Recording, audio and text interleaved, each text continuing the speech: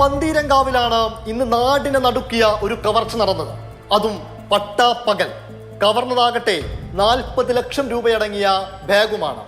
അതായത് ഇസാഫിലെ ജീവനക്കാരനായിട്ടുള്ള അരവിന്ദനെ പന്തീരങ്കാവ് സ്വദേശിയായിട്ടുള്ള ഷിബിൻലാല് തൻ്റെ സ്വകാര്യ സ്ഥാപനത്തിലുള്ള 38 ലക്ഷം രൂപ ഇസാഫിലേക്ക് മാറ്റാമെന്ന് പറഞ്ഞ് കബളിപ്പിക്കുകയായിരുന്നു.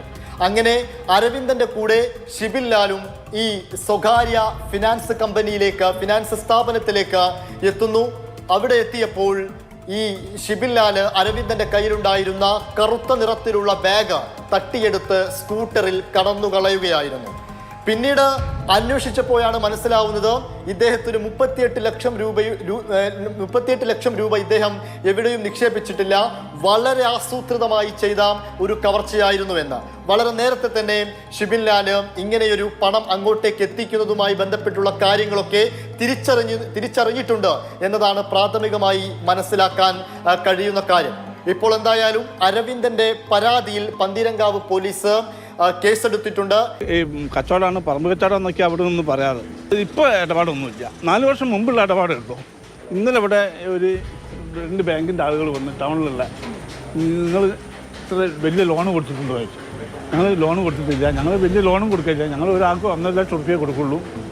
അപ്പോൾ ഇത് നിങ്ങൾ കാർഡാണോ എന്ന് വെച്ചു. അത് വ്യാജമായിട്ട് ഉണ്ടാക്കിയതായിരിക്കും, ഞങ്ങൾ കൊടുത്തിട്ടില്ല. എഴുത്തൊന്നും ഞങ്ങളേതല്ല, ഞങ്ങളെ അമ്പളവും ഇല്ല കാർഡിൻ്റെ മേലേന്ന്. അവർ അന്വേഷിച്ച് പോയ അപ്പം തന്നെ ഈ മുത്തൂറ്റാർ, ഇവിടെ ഒരു മുത്തൂറ്റുണ്ട്, അവർ വന്ന് ചോദിച്ച് ഇങ്ങനെ വലിയ ലോൺ കൊടുത്തിട്ടുണ്ടോ? ഇല്ല, ഞങ്ങൾ കൊടുത്തിട്ടില്ല. അതോടുകൂടി അവസാനിച്ചു. ഈ പ്രതിക്കായിട്ടുള്ള അന്വേഷണം പോലീസ് ഊർജിതമാക്കിയിട്ടുമുണ്ട്.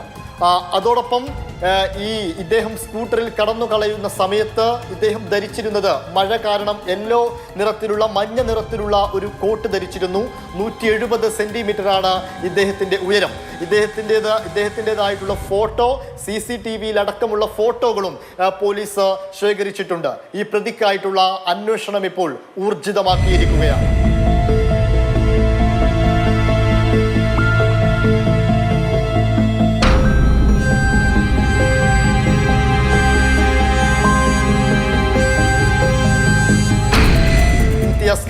മാതൃഭൂമി ന്യൂസ്, കോഴിക്കോട്.